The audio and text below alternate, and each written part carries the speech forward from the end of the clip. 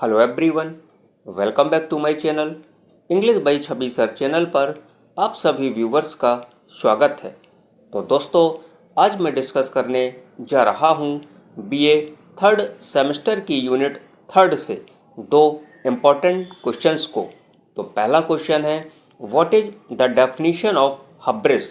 दोस्तों, इसे ह्यूब्रिस भी पढ़ते हैं। और दूसरा क्वेश्चन है, what is motive in literature. तो चलिए वीडियो को स्टार्ट करते हैं। यदि आपको क्वेश्चन समझना है तो वीडियो को बिना स्किप किए हुए पूरा देखिए। So let's start the question number first, what is the definition of hubris. दोस्तों, आंसर स्टार्ट करें उसके पहले मैं आपको ह्यूब्रिस यानी हब्रिस का मतलब बता देता हूँ।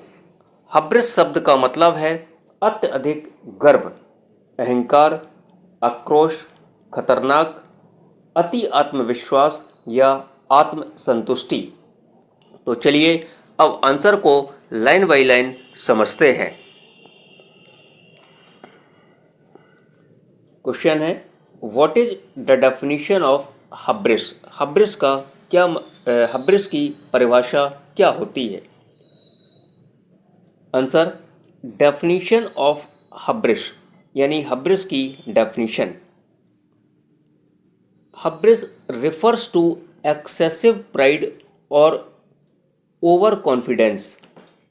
हब्रिस का मतलब अत्यधिक गर्व या अति आत्मविश्वास से होता है। Which derives a person to overstep limits in a way, जो किसी व्यक्ति को इस तरह से सीमा लांघने के लिए प्रेरित करता है। That leads to their downfall, जो उसके डाउनफॉल की ओर ले जाता है यानी पतन की ओर ले जाता है।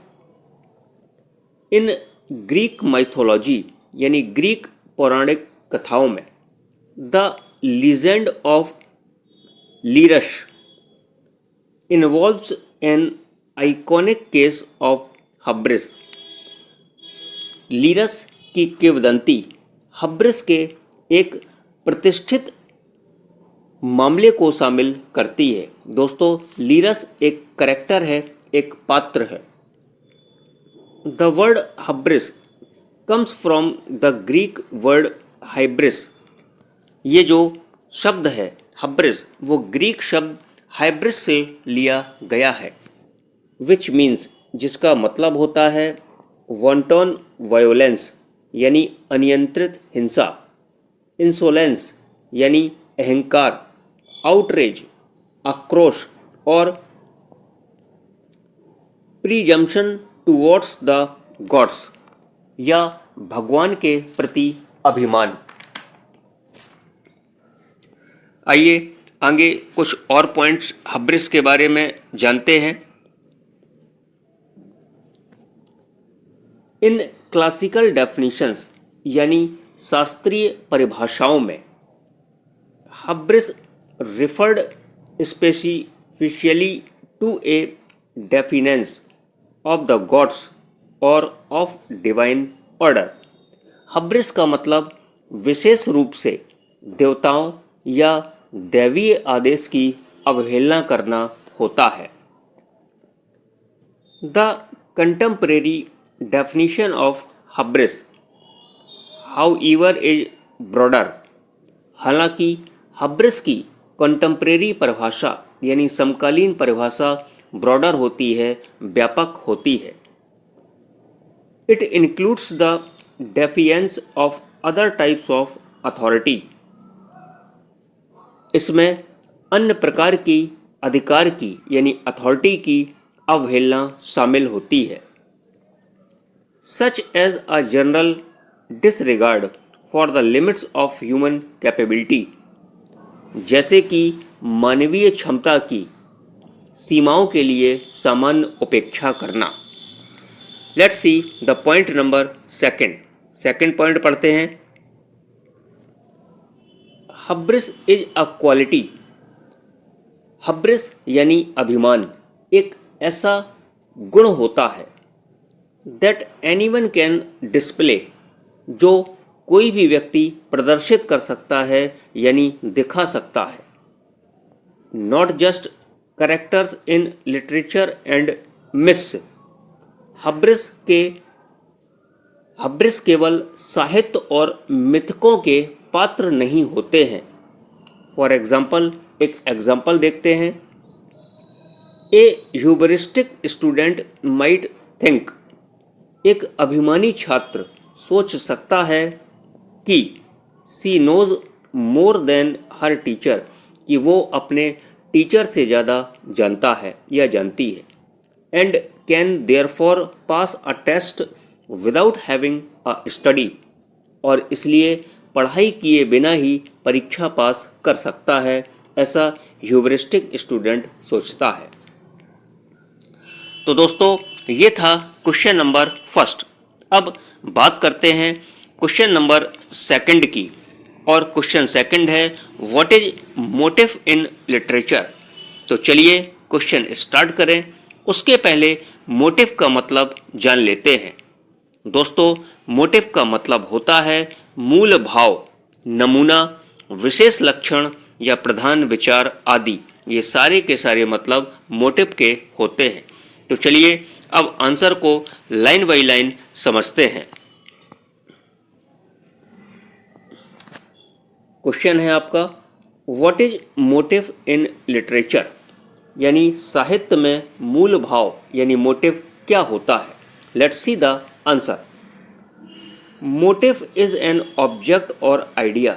जो मोटिव होता है यानी जो मूल भाव होता है, एक ऑब्जेक्ट होता है यानी एक प्रकार की वस्तु होती है, और आइडिया या विचार होता है। That repeats itself through out a literary work, जो लिटरेरी वर्क यानी साहित्यिक वर्क में स्वयं को रिपीट करता है, दोहराता है। इन अ लिटरेरी वर्क में a motif can seen as an image, एक मोटिव को देखा जा सकता है। किसके रूप में देखा जा सकता है? एक इमेज के रूप में देखा जा सकता है। साउंड, ध्वनि के रूप में देखा जा सकता है। एक्शन, कार्य के रूप में देखा जा सकता है। और अदर फिगर और अन्य आकृति के रूप में देखा जा सकता है। That has a symbolic significance, जिसका सिंबॉलिक सिग्निफिकेंस होता है यानी प्रतीकात्मक महत्व होता है।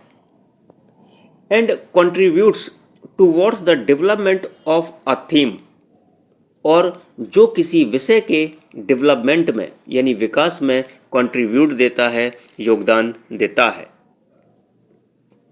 मोटिव एंड थीम, जो मूल भाव और जो थीम यानी कहानी होती है, आर लिंक्ड, वो जुड़ी हुई होती हैं इन अ लिटरेरी वर्क, साहित्यिक वर्क में। But there is a difference between them, लेकिन यहाँ दोनों के बीच अंतर पाया जाता है, डिफरेंस पाया जाता है। आगे बढ़ते हैं। In literature form A novel, a long poem और इवन अ शॉर्ट स्टोरी, साहित्य में उपन्यास, लंबी कविता या छोटी कहानी भी ऐसी हो सकती हैं। That seems to repeat itself, जो अपने आप को दोहराती हुई सीम्स मतलब प्रतीत होती हैं। The writer has intentionally inserted that thing, लेखक इंटेंशनली मतलब जानबूझकर दैट थिंग यानी उस चीज को डालता है। This could be an object such as fish in the revolution in Animal Farm by George Orwell. यह जॉर्ज ऑरवेल द्वारा एनिमल फार्म, दोस्तों जो जॉर्ज ऑरवेल है उन्होंने एक बहुत ही उनका एक बहुत अच्छा वर्क था एनिमल फार्म। तो यहाँ पर एनिमल फार्म की चर्चा हो रही है। यह जॉर्ज ऑरवेल द्वारा एनिमल फार्म में रिवॉल्यूशन यानी क्रांति में फिश जैसी कोई वस्तु हो सकती है। It could be an animal, यह कोई एनिमल जानवर हो सकता है। एन ऑब्जेक्ट, यह कोई वस्तु हो सकती है। A symbol of even a smile, या यहाँ तक कि एक मुस्कान का प्रतीक भी हो सकता है। That goes through out the story with different characters, जो अलग अलग पात्रों के साथ पूरी कहानी में चलता रहता है। And prove its significance in the story line, और कहानी में अपना महत्व साबित करता है। तो दोस्तों, ये थे आपके क्वेश्चन आंसर। आपको कैसे लगे कमेंट करके ज़रूर बताएं। वीडियो पसंद आया हो तो वीडियो को लाइक करें, और यदि आप चैनल पर नए हैं तो English by Chhavi sir channel को सब्सक्राइब करें। तो मिलते हैं आपसे नेक्स्ट वीडियो में। दोस्तों, आप खुश रहिए, मस्त रहिए, और जहाँ रहिए प्रसन्न रहिए। और हाँ, आप अपना और साथ साथ अपनों का भी ख्याल रखिए, और English by Chhavi sir channel को अपना प्यार देते रहिए। Thanks for watching.